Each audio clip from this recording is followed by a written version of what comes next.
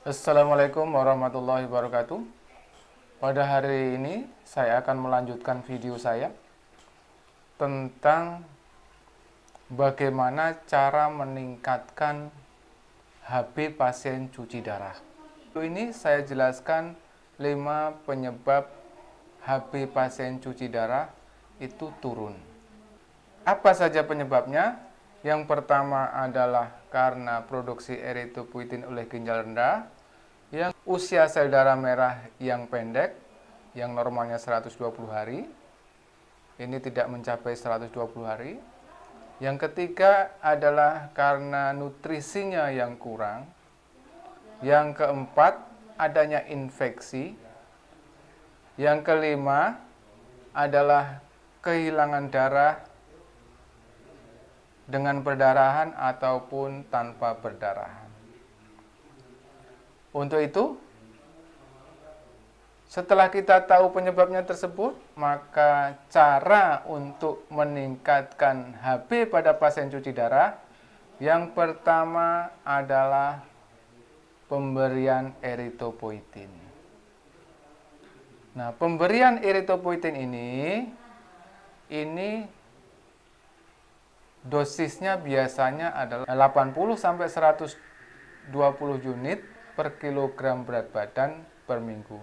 Jadi kalau beratnya 50, kita ambil rata-rata 100 unit saja, maka 1 minggu itu dosisnya adalah 5.000 unit. Kalau itu dibagi 2, maka sekali suntik adalah 2.500 unit.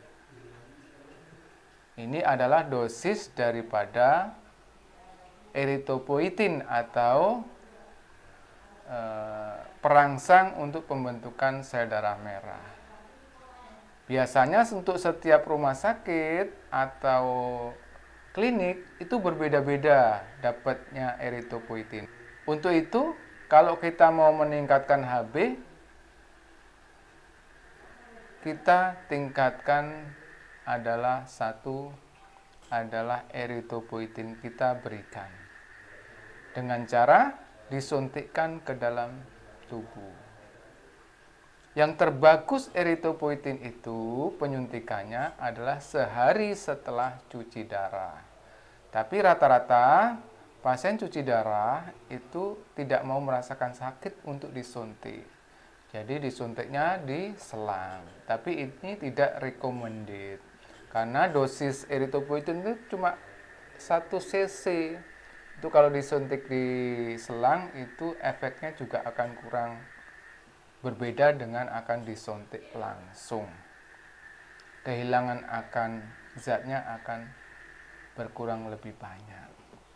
Kalau mau lebih bagus, penyuntikannya adalah sehari setelah cuci darah. Misalnya cuci darah sekarang, maka penyuntikannya adalah besok. Itu juga dikarenakan apa? Kenapa besok? Karena besok itu darah kita sudah tidak terjadi inflamasi. Biasanya pasien yang cuci darah itu setelah cuci darah itu ada inflamasi pada sel-sel darah kita. Sehingga itu kurang bagus untuk pemberian eritropoietin. Tapi yang terbaik adalah besoknya untuk pemberian eritropoietin subkutan. Itu yang pertama. Yang kedua, karena usia sel darah kita itu rendah, maka kita naikkan usia sel darah merah. Caranya bagaimana? Caranya adalah karena penyebabnya usia sel darah rendah adalah adanya racun yang ada di dalam pembuluh darah, maka kita harus bersihkan pembuluh darah ini dengan cuci darah yang bersih, yang baik, yang sesuai dengan kebutuhan pasien. Maksudnya apa? Maksudnya cuci darahnya itu adalah memenuhi dari kebutuhan cuci darah tersebut, baik waktunya maupun putarannya. Istilah medisnya adalah adekuasinya tercapai. Untuk menilai adekuasi maka ada 2, pakai KT/V atau pakai URR. Jadi kalau cucinya bersih, mudah-mudahan darah kita di dalam tubuh kita bersih, akhirnya usia sel darah kita akan meningkat. Tuh, nomor 2. Yang nomor 3, karena penyebabnya adalah nutrisi kita yang kurang, maka kita tingkatkan nutrisinya. Yang pertama ada tingkatkan pemasukan protein, usahakan protein dari hewani, karena protein dari hewani itu akan mengurangi. Kalau protein dari nabati biasanya produksi asam uratnya akan tinggi, badannya akan terlalu sakit.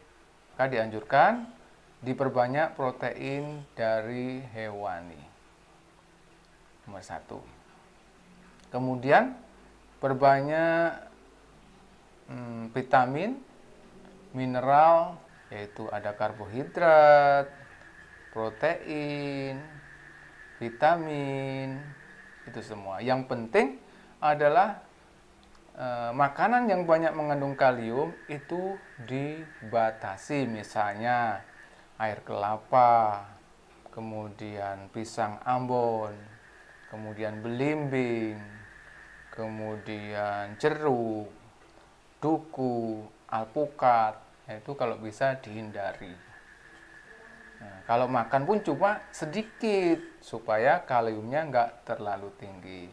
Yang lain boleh. Sayuran mentah kalau bisa dihindari. Yang sudah direbus atau yang dimasak agar kaliumnya itu tidak terlalu tinggi sehingga tidak mengganggu dari kesehatan tubuh kita. Tuh. Jadi nutrisinya proteinnya bagaimana? Proteinnya diperbanyak karena kebutuhan protein itu 1,2 gram per kilogram berat badan untuk pasien cuci darah. Sedangkan orang sehat aja cuma kebutuhannya 1 gram per kilogram berat badan. Nah ini kalau udah cuci darah rutin, maka kebutuhan proteinnya akan semakin tinggi. Maka kita harus banyak makan makanan yang protein tinggi dari hewani. Itu yang ketiga. Yang keempat, infeksi. Kalau terjadi infeksi, sering menggigil, kemudian kedinginan.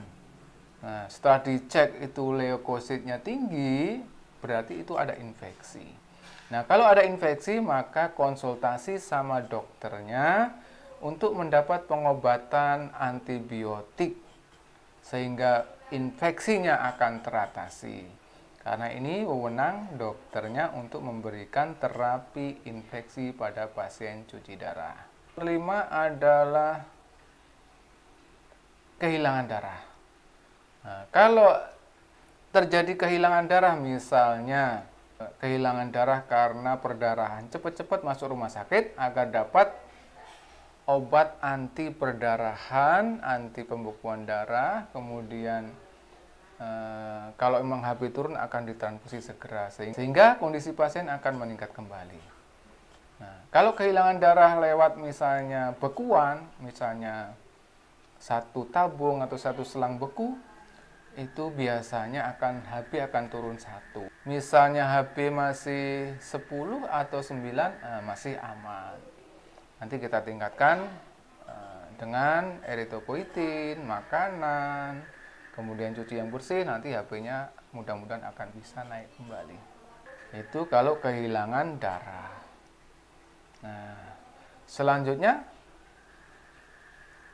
yang tadi penambahan eritropoietin, kemudian cuci yang bersih, gizinya diperbagus, ditambah, penanganan infeksinya dibagusin, kemudian kehilangan darahnya tertangani, kemudian yang nomor ini sudah selesai, itu biasanya terjadi. Tapi kalau untuk meningkatkan lagi, sebaiknya ditambah 2 lagi, yaitu 1 berjemur, yang kedua adalah dengan gerak.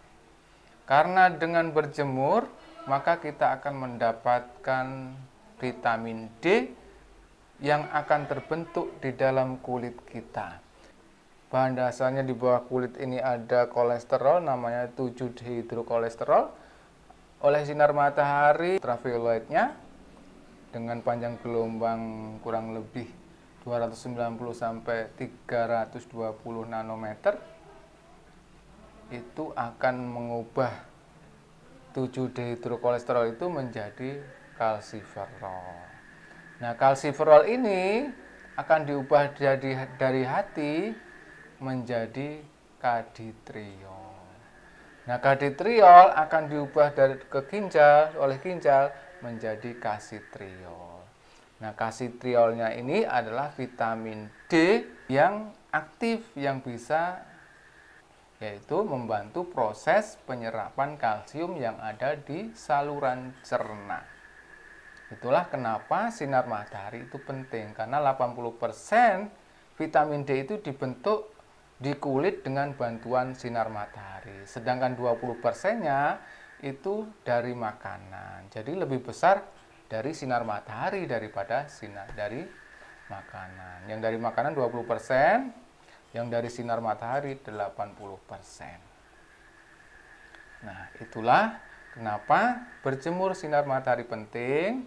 Kemudian gerak juga penting, karena dengan gerak maka otot kita bergerak, tulang kita bergerak. Jadi kesehatan otot dan tulang kita untuk memproduksi sel darah merah. Mudah-mudahan 7 resep ini bisa meningkatkan HB pasien HD, sehingga pasien-pasien HD HB-nya akan bagus, kualitas hidupnya akan bagus. Filosofi dari cuci darah sekarang adalah tercapai.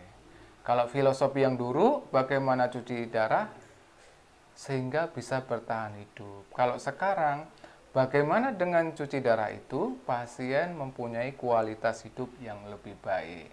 Jadi seolah-olah dengan cuci darah pasien karena dengan cuci darah seolah-olah pasien tidak kayak orang sakit, tetapi dia masih bisa bekerja seperti orang sehat. Misalnya dia jadi guru, bisa ngajar, misalnya dia jadi pedagang masih bisa berdagang, jadi petani masih bisa mengawasi, kemudian jadi ibu rumah tangga masih bisa menyajikan makanan. Nah, itu semua hidup berkualitas.